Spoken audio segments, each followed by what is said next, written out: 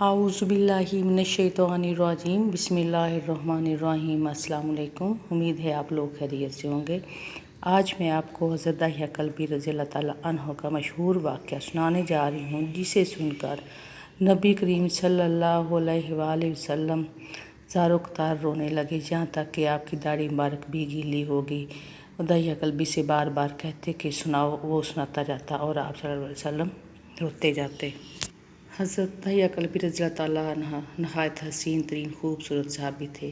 آپ کا حسن اس قدر تھا کہ عرب کی عورتیں دروازوں کے پیچھے کھڑے ہو کر یعنی چھپ کر حضرت داہیہ کلبی رضی اللہ تعالیٰ عنہ کو دیکھا کرتی تھیں، لیکن اس وقت آپ مسلمان نہیں ہوئے تھے۔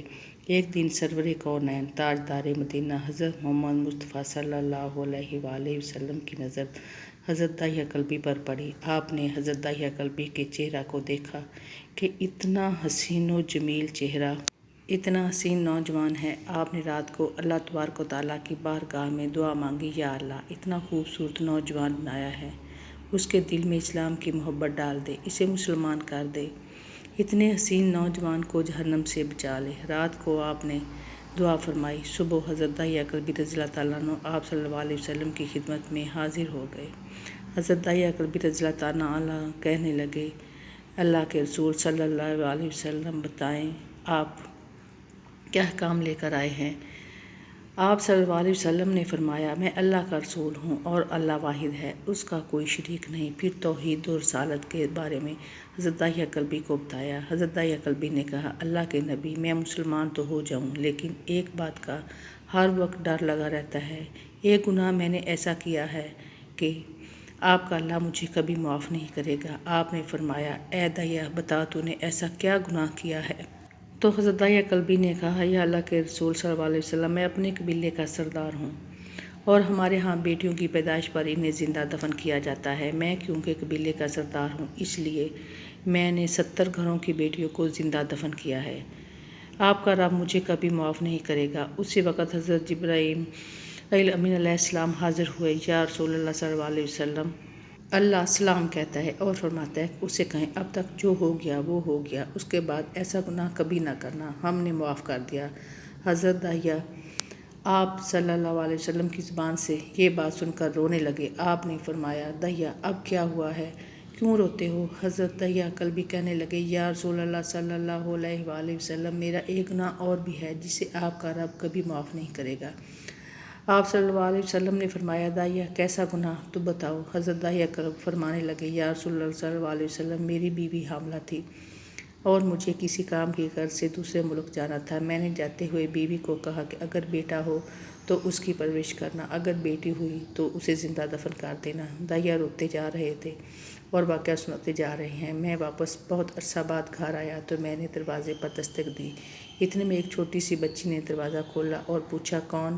میں نے کہا، تم کون ہو؟ تو وہ بچی بولی، میں اس گھر کے مالک کی بیٹی ہوں۔ آپ کون ہیں؟ داہیہ فرمانے لگے، یا رسول اللہ صلی اللہ علیہ وآلہ وسلم، میرے منہ سے نکل گیا، اگر تم بیٹی ہو تو اس گھر کے مالک کی، تو میں مالک ہوں اس گھر کا۔ یا رسول اللہ صلی اللہ علیہ وسلم، میرے منہ سے یہ بات نکلنے کی دیر تھی کہ چھوٹی سی بچی نے میری ٹانگوں سے مجھے پکڑ لیا اور بولنے لگی، بابا بابا، آپ کہاں چلے گئے تھے؟ بابا، میں کس دن سے آپ کا انتظار کر رہی ہوں۔ حضرت داہیہ کلبی روتے جا رہے ہیں اور فرماتے ہیں، اے اللہ کے نبی رسول اللہ صلی اللہ علیہ وسلم، میں نے بیٹی کو دھکا دیا اور جا کر بیوی سے پوچھا، یہ بچی کون ہے؟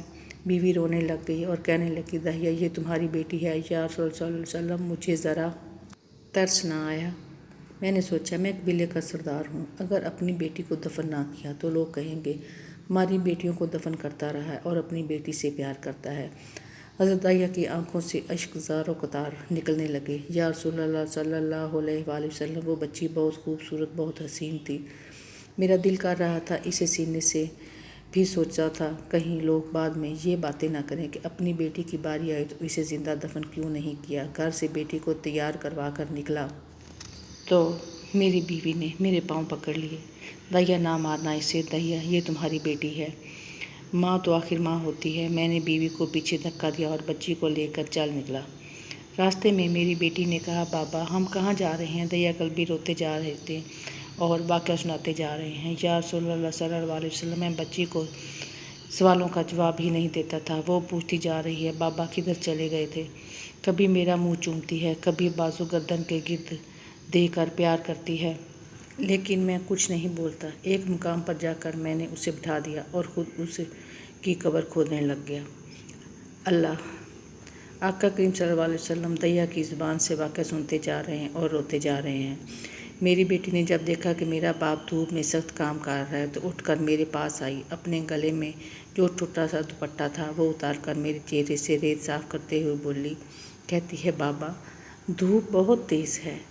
बाबा बाबा धूप बहुत है, आप क्यों काम कर रहे हो? छाँव में आ जाएं। बाबा ये क्यों खोद रहे हैं इस जगह? साथ साथ मेरा पसीना और मिट्टी साफ़ करती जा रही है। लेकिन मुझे तरस ना आया। आखिर जब कब्र खोद ली तो मेरी बेटी पास आई। मैंने धक्का दे दिया, वो कब्र में गिर गई और मैं रेत डालने लग गया। बच्ची रेत में से रोती हुई अपने छोटे छोटे हाथ मेरे सामने जोड़कर कहने लगी, बाबा मैं नहीं लेती खिलौने, बाबा मैं नहीं लेती खिलौने, बाबा मैं नहीं जाती नानी के घर, बाबा मेरी शक्ल पसंद नहीं आई तो मैं कभी नहीं आऊँगी आपके सामने, बाबा मुझे ऐसे ना मारें, या रसूलल्लाह सल्लल्लाहु अलैहि वसल्लम। मैं रेत डालता गया। मुझे उसकी बातें सुनकर कभी तरस ना आया। मेरी बेटी पर जब मिट्टी मुकम्मल हो गई और उसका सर रह गया तो मेरी बेटी ने मेरी तरफ से तवज्जो ख़त्म की और बोली, ऐ मेरे मालिक, मैंने सुना है कि तेरा एक नबी आएगा जो बेटियों को इज़्ज़त देगा, जो बेटियों की इज़्ज़त बचाएगा। ए अल्लाह वो नबी भेज दे, बेटियां मर रही हैं। फिर मैंने उसे रेत में दफन कर दिया। हज़रत दाहिया कल्बी वाक़या सुनाते हुए बेइंतहा रोए। ये वाक़या जब बता दिया तो देखा आप इतना रो रहे हैं कि आपकी दाढ़ी मुबारक आंसुओं से गीली हो गई। आप सल्लल्लाहु अलैहि वसल्लम ने फरमाया, दाहिया ज़रा फिर से अपनी बेटी का वाक़या सुनाओ, उस बेटी का वाक़या सुनाओ जो मुझ मोहम्मद का इंतज़ार करते करते दुनिया से चली गई। आपने 3 दफ़ा ये वाक़या सुना और इतना रोए कि आपको देखकर सहाबा किराम रज़ियल्लाहु ताला अन्हुम रोने लग गए और कहने लगे, ए दाहिया क्यों रुलाता है हमारे आका को, हमसे बर्दाश्त नहीं हो रहा। आपने हज़रत दाहिया से 3 बार वाक़या सुना तो हज़रत दाहिया की रो रो कर कोई हालत ना रही। इतने में जिब्रील अलैहिस्सलाम हाज़िर हुए और फरमाया, ए अल्लाह के रसूल, अल्लाह सलाम कहता है और फरमाता है कि ए महबूब दाहिया को कह दें वो उस वक़्त था उसने अल्लाह और आपको नहीं माना था, अब मुझको और आपको उसने मान लिया है तो दाहिया का ये गुनाह भी हमने माफ़ कर दिया।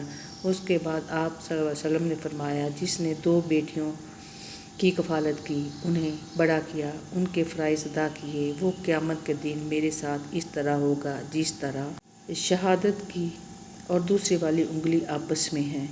जिस तरह अल्लाह ताला ने दाहिया कल्बी के सारे गुनाह माफ़ किए, उसी तरह अल्लाह ताला हम सब के भी गुनाह माफ़ करे। आमीन या रब्बिल आलमीन। सदक़ल्लाहुल अज़ीम।